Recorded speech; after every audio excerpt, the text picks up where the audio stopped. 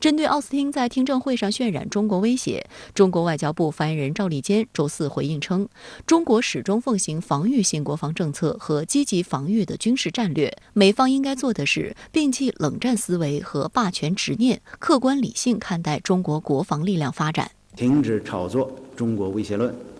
停止拿中国说事儿，为自身提升军费、扩张军力寻找借口。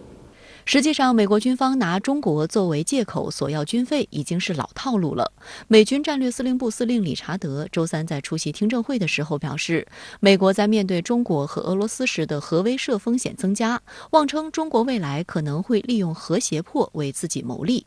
我们注意到，像这样耸人听闻的炒作中国核威胁，实际是为美国核扩张提供借口，而这已经成了美方驾轻就熟的操作。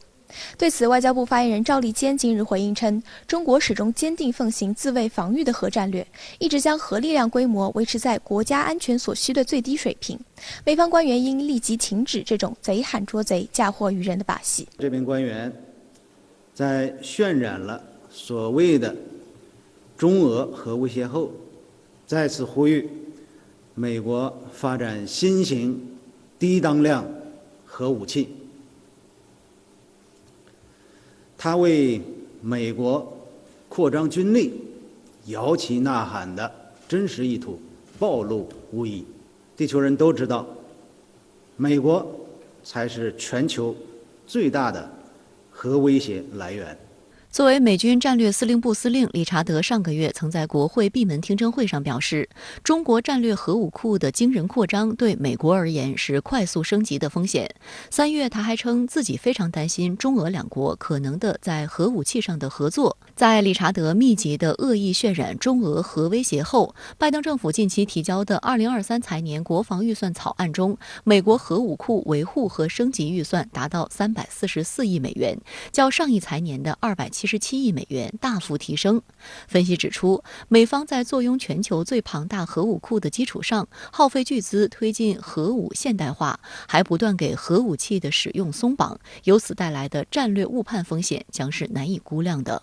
值得注意的是，在不断拿所谓中国威胁作为扩张军力借口的同时，美方还释放了希望中美两军保持沟通的信号。周二的听证会上，在回答来自民主党参议员范恩斯坦有关不久前美中防长通话的问题时，奥斯汀表示，希望未来能持续和中国解放军高层保持沟通。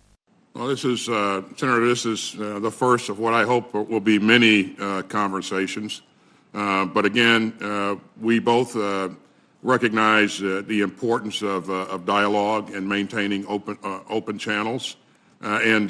we both want to make sure that we work together to promote security and stability in the region. And so I look forward to again engaging him in the future, in the not too distant future. I'm sure I'll see him at the Shangri-La Dialogue coming up in June. 新加坡香格里拉对话会是全球规模最大、规格最高的多边安全论坛之一。受疫情影响，香会连续2年取消举办。今年的香会定于6月10号至12号举行。如果今年香会如期举行，确实为中美防长首次会晤提供了可能性。2019年，国务委员兼国防部长魏凤和率团出席香会，那是时隔8年，中国防长再次率团出席。今年4月20号，魏凤和应约同奥斯汀通电话。观察指出，保持中美两军高层沟通是落实两国元首通话共识。奥斯汀对外释放出的信号有一定积极意义，一方面想保持两军关系正常稳定发展，同时也想借此了解中方在一些重大问题上的政策立场，避免发生误解误判。在军事上呢，可以说目前中美双方两国军方保持一种密切的沟通，可以说是中美关系当中一个少有亮点之一。